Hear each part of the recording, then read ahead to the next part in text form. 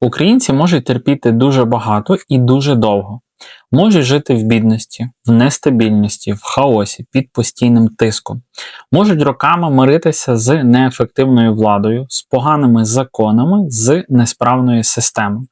Але є одна річ, після якої терпіння закінчується майже миттєво. Це не бідність, це не війна і навіть не страх. Це відчуття несправедливості. Саме несправедливість, а не просто проблема, стає тією межею, після якої українці починають діяти. Не обов'язково логічно, не завжди організовано, але завжди емоційно і різко. Для стороннього спостерігача це часто виглядає дивно. Чому суспільство може мовчати роками, а потім вибухати через подію, яка ззовні здається просто не такою вже й критичною? Чому формально правильне рішення викликає масовий протест? Чому закон, ухвалений за всіма процедурами, раптом сприймається як щось вороже? Звідки ця постійна напруга навколо слова «справедливість»? Щоб це зрозуміти, потрібно прийняти одну незручну думку. Українці не шукають справедливість тому, що вони надто емоційні або не люблять порядок. Вони шукають її тому, що століттями жили в умовах, де формальний порядок майже ніколи не був справедливим. У більшості європейських народів держава поступово ставала арбітром. Недосконалим, але своїм. Люди звикали до ідеї, що закон може бути жорстким, але він загалом працює. Що суд може помилятися, але його рішення визнають. Що система не ідеальна, але вона є, в свою чергу, стабільною.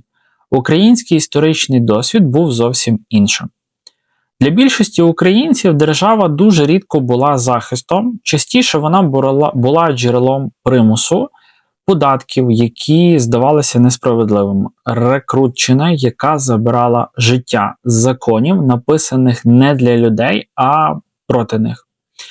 І коли люди поколіннями бачать, що формальні правила працюють не на їхню користь, вони починають виробляти інший спосіб виживання. Справедливість перестає бути чимось, що забезпечує держава. Вона стає чимось, що люди шукають між собою.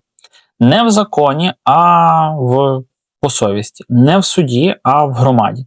Не в процедурі, а в моральному відчутті правильного і неправильного.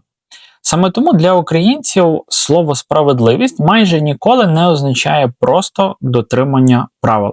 Воно означає гідність, повага, визнання того, що з людиною не можна поводитись як із ресурсом або інструментом. І тут виникає ключова різниця, яку дуже часто не розуміють ззовні. У багатьох суспільствах несправедливе рішення можна прийняти, якщо воно ухвалене за, так би мовити, правилами.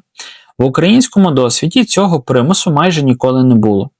Якщо рішення несправедливе, воно просто не визнається. Навіть якщо воно законне, навіть якщо воно формально правильне. Це не є слабкістю і не сила в чистому вигляді. Це наслідок історичного нашого з вами досвіду. Українські землі століттями переходили з рук у руки, змінювалися імперії, кордони, адміністрації, закони, але для більшості людей суть залишалася однаковою. Держава була чимось далеким і чужим для кожного українця. У таких умовах не формується довіра до інституцій, формується довіра до людей, що знаходяться поруч. Саме тому українці завжди так гостро реагують на порушення гідності. Не просто на помилки, не просто на некомпетентність, а на ситуації, де з людиною поводяться несправедливо. І саме тому українські протести майже ніколи не починаються з якихось там економічних вимог, вони починаються з морального відчуття, що межу вже перейдено. Це виглядає хаотично, це виглядає небезпечно, це виглядає ірраціонально. Але якщо подивитися глибше, це абсолютно логічна реакція нашого суспільства, яке століттями не мало стабільного, справедливого арбітра. І саме з цього моменту починається головний парадокс української історії. Те, що допомагало виживати без держави, часто заважає будувати ту ж державу.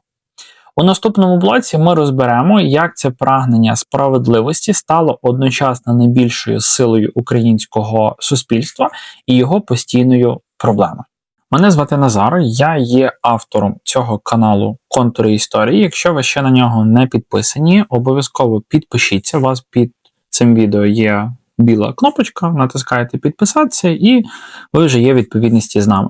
Також одразу після цього у вас появиться дзвіночок біля відповідності позначки нашого каналу. Також натисніть на дзвіночок, увімкніть ці сповіщення, щоб ви обов'язково не пропускали всі наступні наші випуски. І додивіться дане відео до кінця, далі сильніше і цікавіше. Прагнення справедливості зробило українців надзвичайно стійким суспільством, але водночас воно ж постійно створювало труднощі там, де потрібна була довга і нудна стабільність. Це і є головний парадокс, який проходить через усю нашу історію. Коли держава слабка або чужа, прагнення справедливості стає механізмом самозахисту. Люди не чекають, що хтось зверху вирішить їхні проблеми, вони беруть відповідальність на себе. Вони об'єднуються, домовляються, реагують швидко і жорстко. У кризові моменти це працює неймовірно ефективно. Саме тому українські громади історично могли виживати без сильної централізованої влади. Саме тому козацьке суспільство було таким мобільним, саме тому українці знову і знову здатні до самоорганізації, коли система вже перестає працювати. Але у цьому механізмі є і зворотний бік. Справедливість побудована на моральному відчутті, а не на процедурі, завжди ситуативна. Вона залежить від контексту, від людей, від якоїсь певної конкретної ситуації. Те, що здається справедливим сьогодні, завтра може виглядати зовсім по-інакшому і вже не бути справедливим. Те, що справедливе для одних, може бути несправедливим для інших. Саме і для цього потрібен арбітр, який, скажімо так, в багатьох вже сформованих націй, народів, країн, це є, власне, держава. Держава – це є та інституція, яку кожен з нас з вами спільно як народ вибираємо. І, маючи мандат довіри, влада, вона вже, власне кажучи, є тим арбітром. І тут починається проблема. Держава не може існувати тільки на моральному відчутті. Вона потребує процедур, правил, компромісів і рішень, які не завжди подобаються всім. Вона потребує здатності приймати навіть непопулярні рішення і визнавати їх легітимними. Український досвід тут дуже складний. Коли суспільство довго жило без справедливих інституцій, воно не звикає до того, що система може бути повільною, недосконалою, але стабільною. Будь-яка помилка системи сприймається не як технічна проблема, а як моральний злочин. І в цей момент знову включається стара модель. Якщо система несправедлива, її потрібно ламати, а не лагодити. Це пояснює дуже багато речей в українській історії. Чому ми так часто починаємо з нуля? Чому ми постійно, так би мовити, перезавантажуємо владу? Чому суспільство швидко розчаровується навіть у тих, кого саме ж привело до влади? Тобто ми з вами когось вибрали, півроку, декілька місяців, рік-два, ми вже розчарувалися, ми вже готові цю владу знову ж таки міняти, скидати і так далі. Чому? Бо очікування не процедурні, вони моральні. Українці часто чекають від влади не просто ефективності, а справедливості у людському сенсі. Не просто дотримання правил, а правильних рішень. І коли цього не відбувається, виникає відчуття зради. Навіть якщо з формальної точки зору все було гаразд, все було окей, і все загалом було зроблено так, як потрібно. Це створює постійну напругу між суспільством і державою. Держава намагається діяти в межах процедур, якихось інституцій, як це, власне, є вибудовано на той час. Суспільство оцінює її дії через призму гідності і справедливості. І коли ці дві логіки не збігаються між собою, конфлікт, він є майже неминучий, він постійно є. З іншого боку, саме це прагнення справедливості не раз рятувало українське суспільство у критичні моменти. Коли формальні інституції руйнувалися, коли держава зникала або переставала виконувати свої функції, суспільство не розпадалося, воно перебудовувалося горизонтально. Люди брали відповідальність на себе, виникали волонтерські структури, самооборона, взаємоповага. Це не випадковість, це прямий наслідок нашого з вами історичного досвіду. Але якщо ми дивимося в довгострокову перспективу, ця модель завжди стикається з однією проблемою. Вона погано масштабується. Те, що працює в якійсь конкретній громаді, в якомусь, можливо, селі, містечку, та навіть в більшому якомусь місті, можливо, навіть мегаполісі, не завжди працює на рівні всієї держави. І тут знову виникає напруга між бажанням негайної справедливості і необхідністю довгого складного будівництва інституцій. Українська історія – це постійне хитання між цими двома полюсами, між прагненням моральної правди і потребою формального порядку, між швидкою реакцією і повільною стабільністю. І жоден із цих полюсів сам по собі не є злом, і, власне, не є добром. Проблема виникає тоді, коли вони не можуть співіснувати в гармонії між, власне кажучи, собою. Саме тому українське суспільство так часто виглядає напруженим. Саме тому в ньому так багато емоцій. Саме тому питання справедливості завжди звучить гучніше за питання ефективності. Бо для українців несправедливість – це не якась абстрактна помилка системи, це загроза нашої з вами гідності. В наступному блоці ми підійдемо до найважливішого питання, чи можливо поєднати цю історичну потребу справедливості з побудовою стабільної держави. І якщо так, якою ціною? У якийсь певний момент українська історія знову і знову впирається в одне й те саме питання. Чи можливо поєднати глибоку потребу в справедливості з необхідністю будувати систему, стабільну, передбачувану державу? Чи ці дві речі завжди будуть конфліктувати між собою? На перший погляд здається, що відповідь є очевидна, конфлікт в нас з вами буде завжди, постійно і так далі. Звичайно, що справедливість і держава повинні йти поруч, але наш з вами історичний досвід показує, що між цими двома поняттями дуже часто виникає, так би мовити, напруга. І не просто електрика наелектризована, а така потужна напруга. Особливо там, де держава довгий час не виконувала свою ключову функцію – бути справедливим арбітром. Коли суспільство не має довіри до інституцій, воно не сприймає державу як певний механізм захисту. Воно сприймає її як ще одного гравця, з яким потрібно боротися, домовлятися або якого потрібно контролювати. У такій логіці держава ніколи не стає, так би мовити, своєю, вона завжди залишається під підозрою. Саме тому в українській історії так складно формувалася традиція довіри до правил.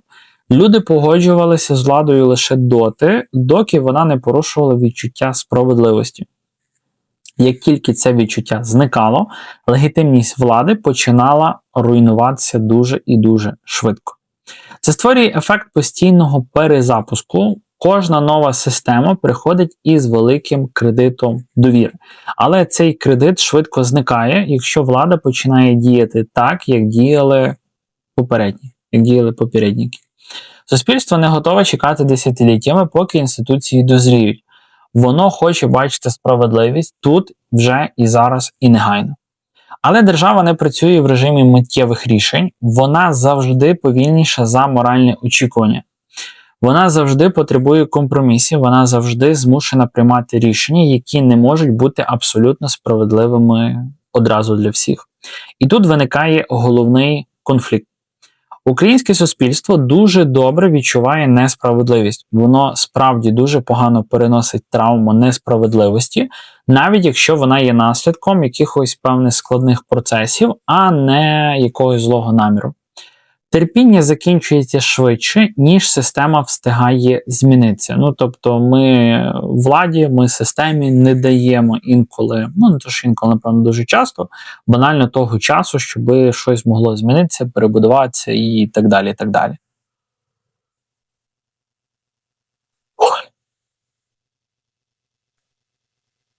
Це не означає, що українці не здатні до державності. Оце дуже ключовий тезис, який я би хотів винести, бо це одразу скасовує російську пропаганду, що, мовляв, українці не здатні до державності. Якщо глянути нашу історію, що досить багато, у нас багато що не вдавалося. Це означає, що історичний досвід сформував дуже жорсткі вимоги до влади. Влада повинна бути не просто ефективною, вона повинна бути морально легітимною. А дуже багато, так би мовити, такого поняття, як влада, вона просто на це досить часто не здатна. Бо саме поняття влади і моральність, воно дуже таких різних паралельних всесвітах досить часто перебувають.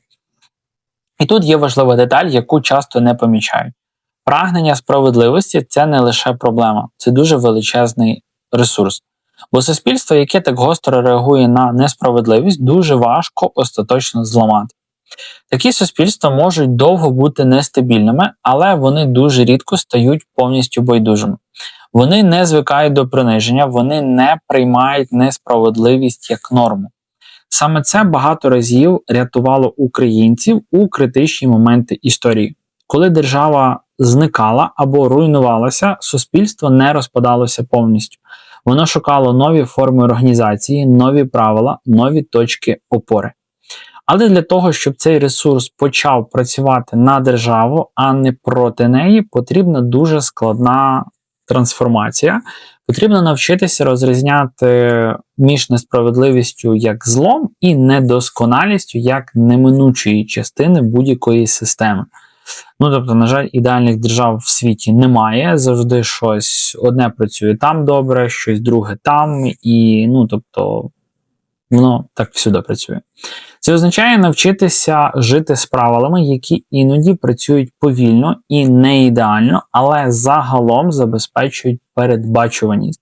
Це означає прийняти, що справедливість у державі – це не завжди миттєва моральна перемога, а часто дуже довгий процес. І саме тут українське суспільство зараз знаходиться в одній з найскладніших точок нашої з вами історії. Між бажанням негайної справедливості і необхідністю будувати інституції, які працюють не за відчуттями, а за чіткими і конкретними правилами, за якими можна стабільно жити. Цей конфлікт не має простого рішення, але він має одну дуже важливу підказку. Справедливість і держава не можуть існувати окремо. Коли справедливість живе тільки в моральному відчутті, вона руйнує інституції. Коли держава існує без справедливості, вона втрачає легітимність. Історія українців – це довгий пошук балансу між цими двома крайнощами. І саме від того, чи зможемо ми колись знайти цей баланс, залежить, чи стане держава для українців не ворогом і не об'єктом постійного перезавантаження, а справді своїм власним інструментом. Щоб остаточно зрозуміти, звідки в українців така гостра реакція на несправедливість, потрібно вийти за межі історії, звичної для нас з вами, і подивитися на певну психологію. Одразу скажу, я не психолог і так далі, але певні такі психологічні аспекти, дослідження, це все зараз ми з вами ще поспілкуємося. Бо якщо брати суто історичний досвід, не просто він накопичується у книжках і в пам'яті, він вбудовується в спосіб мислення, у звички, у реакції, які здаються нам природними.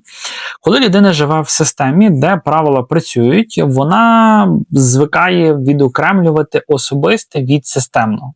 Несправедливе рішення сприймається як помилка якогось певного механізму, що це просто так якось сталося, а не як особиста загроза. Людина злиться, але не відчуває, що її принизили як людину. В українському ж досвіді це відокремлення майже ніколи не працювало. Якщо глянути на нашу сучасну зараз ситуацію і так далі, справді, якщо там опитати якусь, взяти вибірку людей і запитатися, чи ви відчуваєте, що все справедливо і так далі, я більше чим переконаний, що відповіді вони будуть очевидні, закономірні і цензури буде досить мало. Коли держава століттями не була захисником, будь-яка несправедливість автоматично сприймається як особистий удар. Тобто ви все на свої власні шкуру, і на свою власну особистість одразу тягнете. Не просто як неправильні рішення, а як певний сигнал: тебе не поважають, тобою можна знехтувати, з тобою не рахується. І тут виникає ключовий психологічний момент. Для українців несправедливість дуже рідко є абстрактною. Вона майже завжди тілесна, емоційна, особиста, її не просто розуміють, її прямо відчувають. Саме тому реакція часто виглядає різкою і непропорційною ззовні. Це не імпульсивність, це захисна реакція. Є ще один важливий аспект. У суспільстві зі стабільним часом і загалом стабільними інституціями люди вчаться відкладати справедливість в певний час. Вони погоджуються чекати. Апеляція, процедура, розгляд, рішення. Сам факт, що процес існує, він вже заспокоює.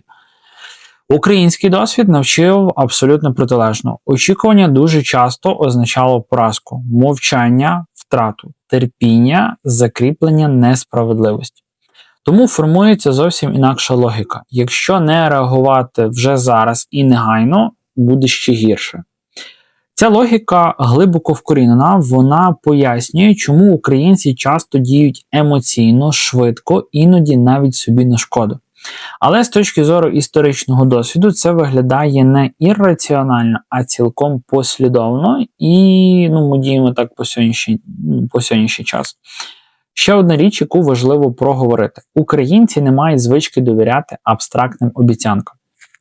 Бо обіцянки століттями не виконувалися, тому будь-яка влада сприймається через конкретні дії, а не через конкретні заяви. І це, в принципі, досить добре.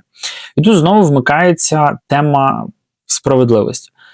Влада може бути ефективною, влада може бути сильною, влада може бути навіть організованою. Але якщо вона виглядає несправедливою, вона втрачає моральну легітимність дуже і дуже швидко.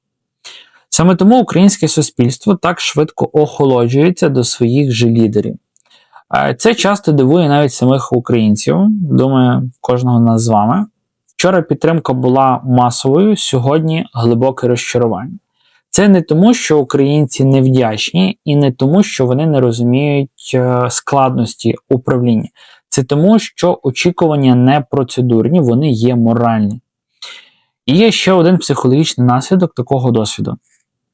Українці загалом дуже погано переносять подвійні стандарти.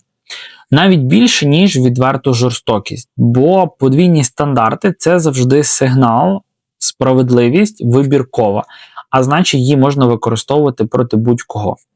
Там, де з'являється відчуття, що правила працюють не для всіх, довіра руйнується миттєво.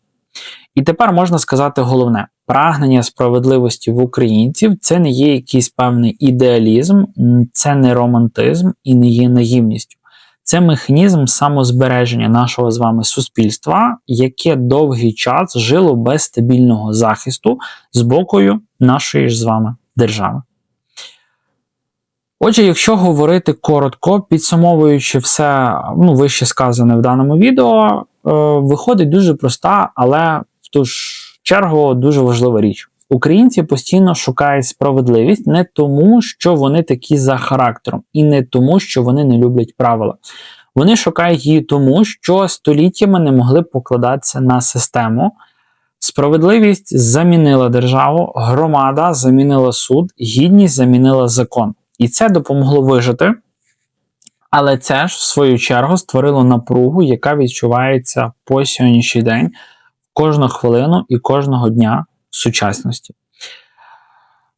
Це відео про те, як це все можна виправити, і не про те, хто загалом винен. Він про розуміння, бо без розуміння власних реакцій неможливо змінити спосіб дії. В наступному відео ми подивимося на зовсім інакший бік цієї ж власне історії, на моменти, коли прагнення справедливості не руйнувало, а рятувало. Коли саме ця риса дозволяла українцям вижити, об'єднатися і підніматися після поразок. Це буде розмова про те, як справедливість ставала силою. На даному етапі я би хотів також додатково, в таких, скажімо так, підсумках цього відео, якщо вам було воно цінне, ви його додивились до цього моменту і ще досі не підписані на канал, підпишіться. Також ви можете підтримати наш канал донатом, бо я як автор самостійно створюю відповідні всі ці відео, всі ці ролики, сценарій, монтаж, аналіз якихось тих чи інакших тематик. Ось, і відповідно ви можете підтримати мене як автора. В описі даного відео у вас будуть актуальні реквізити, з якими це можна зробити. Також ось тут в лівому та в правому верхніх кутах будуть QR-коди, за якими ви також там чи на Монобанку, чи на Приват можете допомогти створювати наступні відео. Ось, всім наперед дякую за перегляд цього відео і за підтримку, якщо вирішите зробити це донатом. А ми з вами побачимося у наступному відео. Бережіть себе. Побачимось з вами у наступних відео.